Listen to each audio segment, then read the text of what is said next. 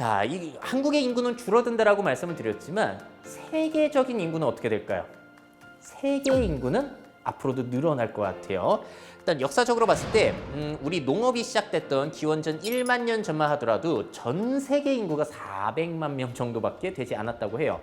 부산 인구가 300만 명 넘으니까 거의 그 인구 전체가 전 세계에 흩어져 살았다라고 보시면 되고요. 자, 사실 0년은 없고 1년인데요. 이때는 2억 명 정도가 살고 있었고요. 농업의 발달 덕분에 그래도 늘어났어요. 산업혁명 이전에는 6억 명 정도가 있었고요. 산업혁명 이후에는 16억 명으로 훌쩍 뛰었습니다. 그리고 계속해서 로켓 상승, 지나치게 상승을 하고 있죠, 사실. 그래서 2019년 기준, 작년 기준으로 77억, 그리고 제가 최근에 찾아보니까 거의 78억 가까이 지금 세계 인구가 늘어나고 있습니다. 자, 그렇다면 세계 인구 몇 명까지 늘어날 수 있을까요? 유엔의 추산으로 봤을 때 지금 현재 우리가 여기에 와 있는데요. 2050년, 60년쯤이 되면은 한 100억 명 정도는 되지 않을까라고 추측이 되고 있어요. 아니, 이렇게까지 또 인구가 늘어나면 걱정되는 거 여러분들 있지 않으신가요? 아마 그래서 여러분들은 앞으로 살면서 계속해서 이 환경 위기, 기후 위기에 대한 이야기를 계속 듣고 살아가실 가능성이 높습니다. 사실 우리 인공지능 없이 살아요. 자동차, 자율주행 안 돼도 삽니다. 근데 깨끗한 환경, 기후의 안정성 없이는 우리의 생존의 위기가 올 수 있기 때문에 무엇보다도 중요한 영역이라고 볼 수가 있어요. 앞으로 계속해서 인류세라는 말 여러분들 들으실 거고요. 사실 우리 지층 구조로 보게 되면 홀로세인데 인간이 미치는 영향이 너무나 크다 보니까 이제는 인류세라고 불러야 되지 않나라고 이야기가 계속 나오고 있어요. 지구가 지금까지 한 5번의 대멸종이 있었습니다. 다 자연적인 요소들이었어요. 행성 충돌이라든지 급격한 온도 변화라든지. 자, 그런데 다음 6번째 멸종은 인간이라는 한 종에 의해서 일어날 가능성이 있다는 겁니다. 자, 이 상황을 막기 위해서 정말로 다양한 기회들이 나타날 수밖에 없겠죠. 그래서 지금 온난화 때문에 지구의 온도가 높아지고 있어가지고 북극에 얼음이 녹고 있다. 많이 들어보셨을 거고요. 또 석탄 발전 이런 것 때문에 미세먼지가 늘어나서 우리의 생존을 위협하고 있는 이런 상황도 많이 경험을 했고요. 플라스틱 쓰레기는 계속 쌓여가고 있는데 이런 것들 해결하지 않으면 우리의 미래가 어떻게 될지 지금도 상당히 빠듯한데 10년, 20년, 30년 여러분들도 앞으로 살아가실 미래거든요. 그러니까 환경을 우리가 보호한다는 것은 후세를 생각할 필요도 없어요. 우리의 노후를 위해서 정말로 절실히 필요한 영역이죠.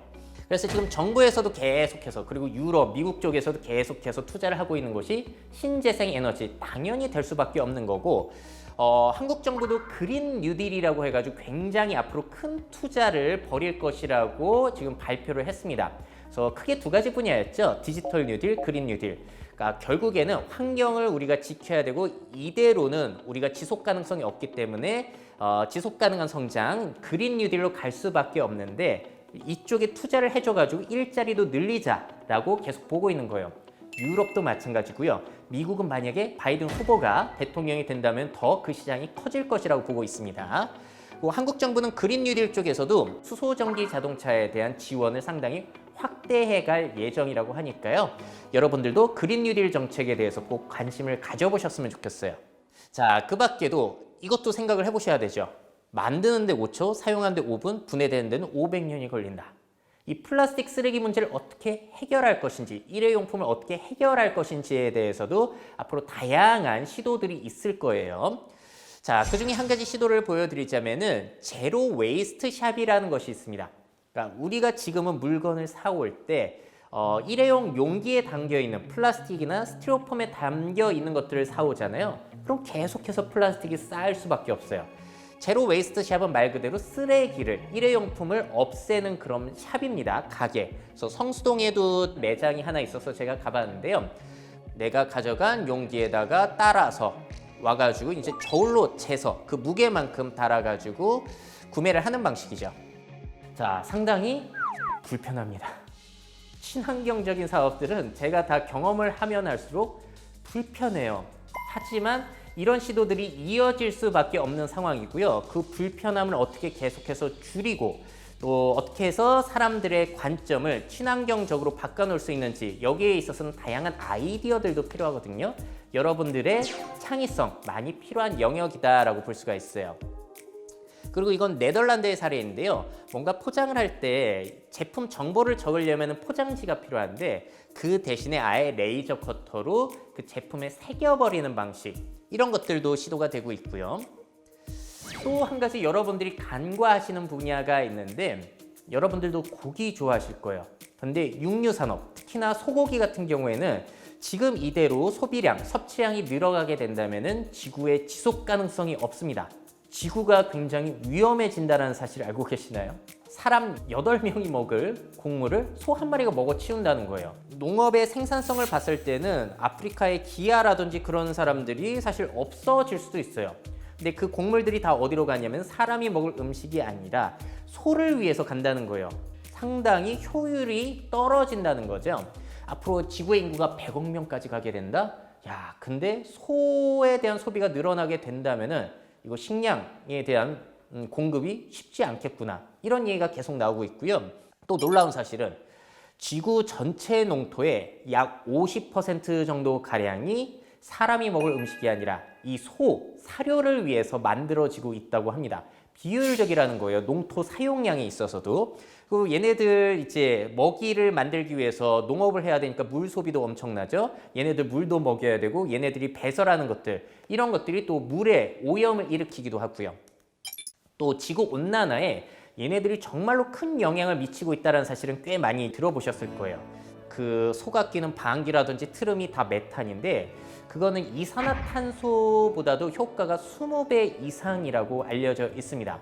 그러니까 여러분들이 일회용품 사용을 줄이거나 그리고 샤워할 때 물을 좀 적게 쓰는 것 대신에 소고기를 덜 드시는 것이 훨씬 온난화라든지 지구 자원 소비에 있어서 효과가 더 크다는 거예요. 그래서 이런 부분들을 여러분들이 간과하셔서는 안 되고요.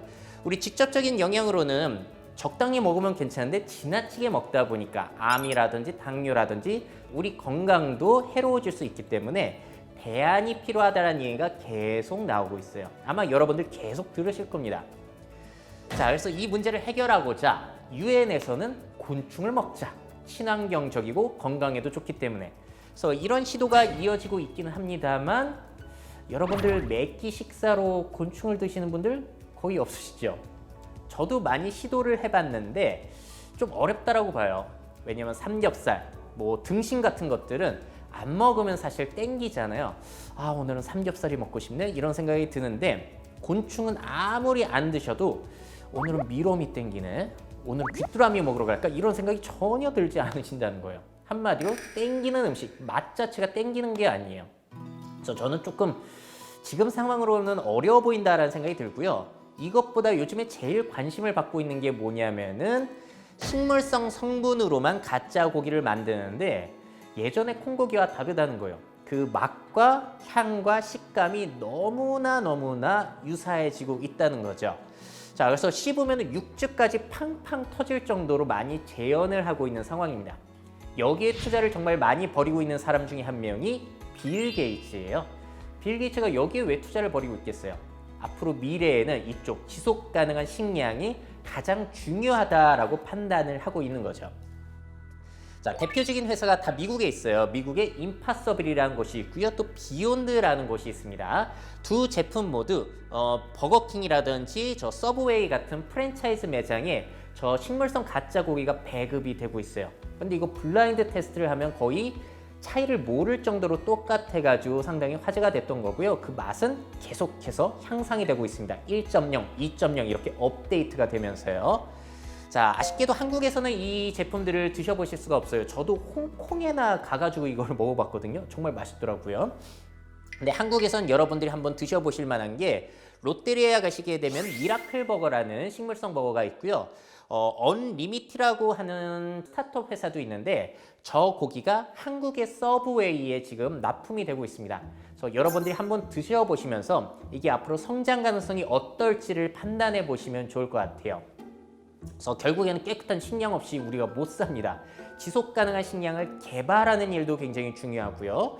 그리고 그런 것들을 이용해서 판매하는 일, 특히나 앞으로 채식주의 식당 같은 경우에는 늘어날 가능성이 상당히 높아요. 아직까지 퍼센테이지는 적지만 지속적으로 늘어날 것이기 때문에 그쪽 기회도 생각을 해보시면 좋을 것 같습니다.